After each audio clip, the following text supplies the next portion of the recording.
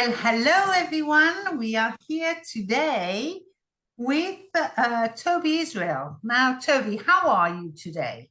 I'm great. How are you? Not too bad at all. I am so pleased to have you back on our show. Toby is a return speaker. We had a little conversation with you about this time last year, I guess. But a lot has happened since. So for the people who didn't follow us last time, Toby is in fact an environmental psychology, design psychology in particular, but also an author and a speaker. And today she's going to speak to us about her latest book, which is called Designing Women's Lives, Transforming Place and Self. Now, I love it. The title. Obviously, we haven't read the book yet, but the title I found was really spot on what our theme is around this year's summit, which is not just creating the space, but also create how the space can help us find ourself, our well-being. So, Toby, I will pass it on to you now and ask you what it is about and how did you get to decide to write a book on this subject? Right.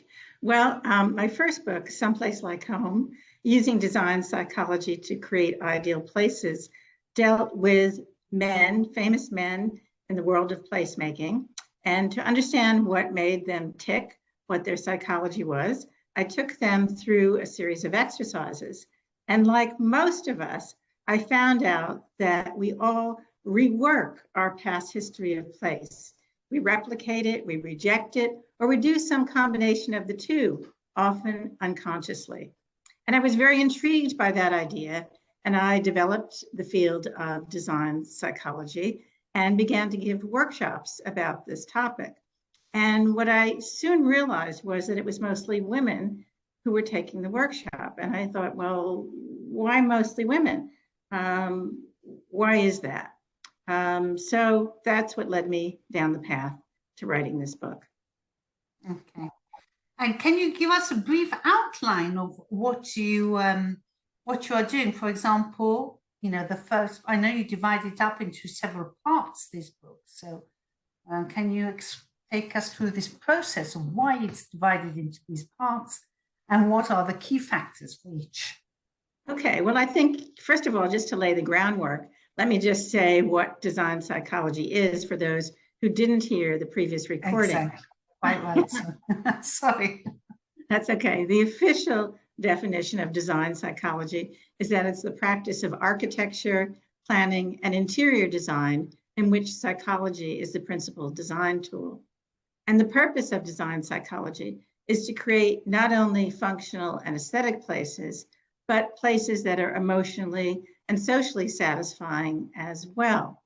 And the reason that I have been so passionate about design psychology is that I'm trying to make people more conscious of the places they create so they can more consciously create places that support their positive growth and change.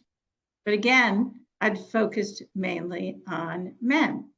So I decided that I really had to look into what it was about psychology of design and women that led them to take the workshops. And I found by working with the women who I discuss in this book that women in the design world have often been repressed. In particular, their women's way of knowing, their feeling sensibility has often been marginalized in the world of placemaking. And I say, rather than be repressed or marginalized, women can break new ground by designing spaces based on emotional sense of place in particular. And, in fact, I see that there's a whole underbelly of emotion, feelings that need to come through when we now design. So I'm calling for, in fact, a placemaking revolution based on the use of this culturally nurtured women's sensibility. Well, this is very interesting. I think it's very, very, present at the moment, the fact, even in business, people are talking a lot about a different way of doing business and a different way of approaching problem solving, whereby we don't have to follow the masculine schemes of doing business and problem solving and follow a more feminine approach. And so, are you saying that it's also in designing places we have been conditioned, even as women, to design, to respect more the masculine side, and now and repressing the female side of emotions and designing, and now is the time for it to come out? Yeah, I mean, in fact, in the book, I trace the history of women placemakers, particularly from the 1900s onward. And we can see in that history how men really masterminded the built world, and our star architects, our gurus, were all men. I personally think that it resulted in a lot of sort of brutalist modernist architecture, and architecture that wasn't very inspiring in many cases, and was rather restricted. And I give examples of that in the book. So, your findings. Who do you think this book could be interested for? I mean, who could be interested? Would it be? Can you see your reader being a designer, a non-designer, someone interested in the home? So, who would be attracted to read about this book?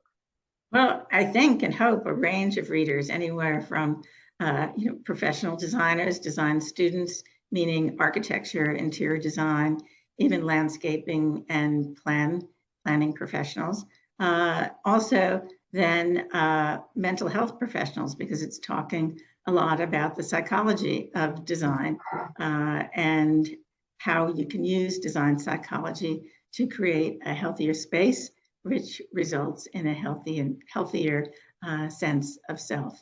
But beyond that, there's also women interested in women's issues, because of course, this is focusing on a particular area of women's issues.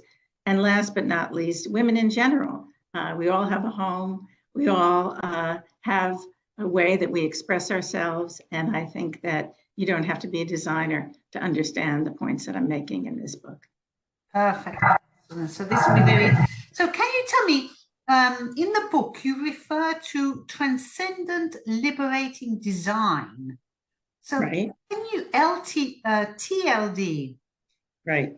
Can you tell us what you mean? Kind of like TLC, but TLD. TLD. Right.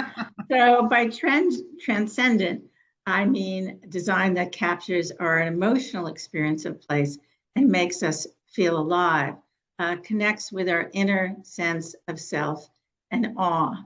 By liberating, I mean a place that isn't just a place that expresses a trend, homogenized ideal, but really expresses our own individual identity, our authentic self. Shows transcendent, liberating design.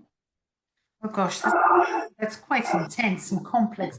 Now, I want to just go back one step a little bit, because I remember in our previous conversations, and which struck me most, was the impact of our memories on how we live our emotion of place. So can you explain to us slightly how this comes in, and then how we can relate everything back to biophilia? Right. Well, I say, and environmental psychologists say, that we all have an environmental autobiography, our personal past history of place. And this personal past history is past history, but it kind of resides within us. It's part of not only our sense of the environment, but again, it symbolizes our sense of self.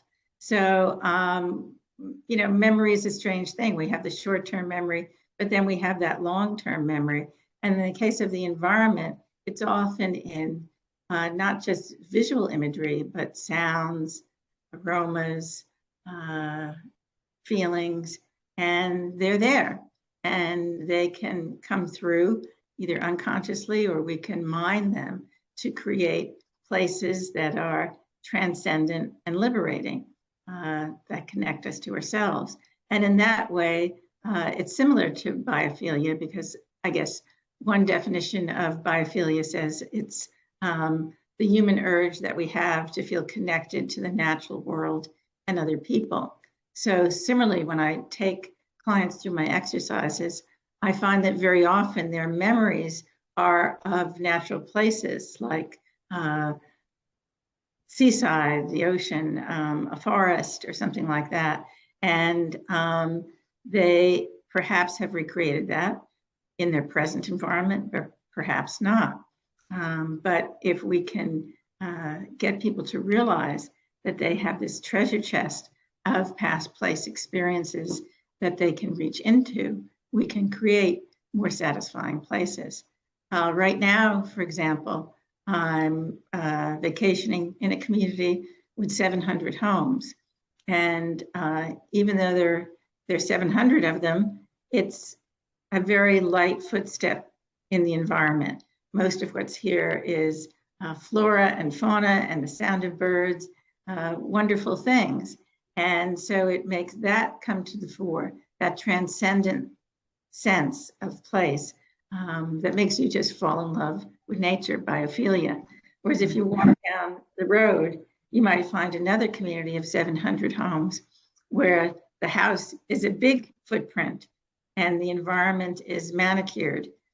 There's not that sense of connection, of awe and wonder that you would get when biophilia or more emotional sensory memories of place are brought to the fore. Absolutely. Gosh, this you made a very clear example there. So I'm going to go back to your book now. In your book, on the second part of your book, you cover ways to use lived experience, to transform place and practice. Can you describe ways such transformation can occur? Well, it's interesting because I've worked with some interesting people, but I've also read about some famous people who surprisingly use their environment to transform themselves. And one of them is Gloria Steinem, the famous, in America at least, famous women's rights organizer. And she writes, first of all, how she experienced kind of transcendent environments. Working with a therapist with psychology, she went back to her childhood experience of place and remembered going through a pine forest, experiencing the ocean and feeling that awe and wonder and fullness and groundedness of place and self. But again, working with a counselor, she realized, oh, well, that's the opposite of what she'd created in her apartment. In her apartment, she just recreated the negative part of her early childhood. In fact, her parents had divorced. Her mother never really settled into a home. They moved from place to place. They didn't have a lot of money. And when she then started to become successful and bought her own apartment, Steinem never unpacked the boxes, never did anything to personalize the space, and really never felt grounded there. So with the understanding that she could do something different, that she could transform the space, she unpacked the boxes. She tapped into those transcendent experiences that she had had when it came to decor. For example, she placed around the apartment mementos of her international travel. So she created a place that was home by becoming aware of how her memories could work for her rather than against her. So it was a kind of healing experience for her. I had a similar healing experience that I talk about in the book when I was diagnosed with early stage breast cancer many years ago, knock on wood, thankfully. And I had to go through treatment. And I had to be in my bedroom quite a lot after the treatment. And I hadn't really done anything to design my bedroom space. So I decided, okay, I'm going to redesign the space using design psychology to envision a positive future for myself. I was going to transform it because, as anybody who knows, when they're ill, what they really want is a future. So I used bedspreads, curtains, colors in the room, special objects, all of which reminded me of my future desire to sail. So it wasn't really obnoxious things like ahoy matey or things like that. It was subtle, but it were all things that kind of prompted me to think positively and think about the future. So I just started to design the space on my first day of treatment and finished it 6 weeks later on my last day of treatment. And 3 weeks later, I was out sailing. And Oh, well, there you go. Cancer-free ever since. Again, knock on wood. That's super. Well, I think is a very, very good example, especially of being conscious and knowing about this. That means that if you're in a space which you're not feeling good, you can tap in amongst many things, but you can also tap into your own positive memories and know what makes you feel good, and just stop bringing one or two objects in, or That's right. one or two features. Of course, there are many other things to take into account as well, but these also are key and personal. So if we go further, can you give us some case studies where people can, for example, the one which you gave us just now of yourself, and what can readers do? You know, once they've read the book, can they turn this into something more practical? Yes, well, it is meant to be very practical. And in particular, in the third portion of the book, I give examples of women who I worked with who were going through some kind of life passage and perhaps some kind of life crisis, and were looking for a way to design their space that could be healing or uplifting or fulfilling or give them a voice. In other words, a transcendent, liberating space. So, for example, I worked with a woman who was grieving, had a widow who had lost her husband. She had been a bilingual teacher and had loved the time that she spent in Central America. So when it came to her furnishings and special objects and color scheme, we chose colors like blues and oranges that were very lively, that reminded her of time spent in the markets of Central America, wonderful times, furniture that had a kind of Hispanic feel, and objects that she had collected in her travels abroad. So all of this was meant to be an antidote to the darkness that she was feeling, and I think it did help her. I go on to talk about other women who have gone through other life passages, from leaving home for the first time, to moving to a new country, to partnering. And at the end, I give tips of things to do in each case that may be life enhancing. So, for example, when it comes to someone who's grieving, very often it's very difficult to know what things to keep and what things to throw away, particularly if they belong to your ex-loved one or your deceased loved one. And part of it is just to give yourself permission to let go, to say, okay, you know, it's all right if I don't keep that special shirt or whatever that person wore. I mean, if it's meaningful to you, fine, but if not, it's okay. Or to give away your grandmother's old china that's been in the attic for 100 years, because, you know, what would grandma say if you threw it out? It's okay to throw it out. And also to do these things in your own time and way. But the best way to use design psychology practically is to go through the exercises. The original exercises are printed in that first book that I mentioned, But in this book, Designing Women's Lives, I give you the link to the online exercises that are kind of updated, adapted for women in particular. And part of why I do that is because an interesting idea that I read was by a woman named Maureen Murdoch, who says that women have the extra challenge in that they have to overcome the wound of the feminine, the inferiority messages that are sent to them by the society at large. So a lot of the tips and the exercises kind of focus on ways women can overcome that feeling, recognize how those messages are coming to them, then overcome those feelings, work with them, and in fact, employ a whole new sense of self to design in a way that works for them and their loved ones.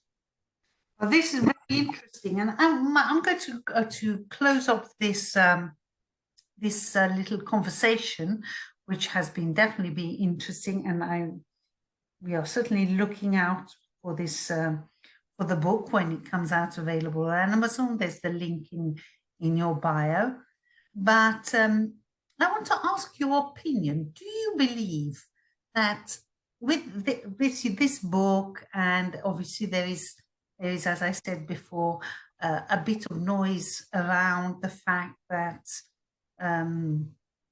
it's not a feminist movement. It's the fact, it's the recognition of a different way of doing business, a different way of facing problems and being able to deal with our emotions as women. Do you believe that there is definitely something changing now in the air, and how do you see it going forward? Hey, my little granddaughter has a bib that says females are the future. Right? So obviously that's true. But I think, even if we just look at the number of women architects that have been registered now, it's growing by leaps and bounds. And women are organizing formally and informally, anywhere from the internet and the Me Too movement to there's some wonderful women in architecture groups and conferences that are happening all over the place that helps women really come to an understanding of the power that they have to make place and to use their own voice. And as you say, to do things in a way which is unique to women and to recognize their emotions as a powerful way of designing or placemaking, as you call it. Hey, and yes, today is International Women's Day. Exactly. So go women, and especially designing women. Perfect. Well, thank you, Toby, so much for coming again to speak to us today.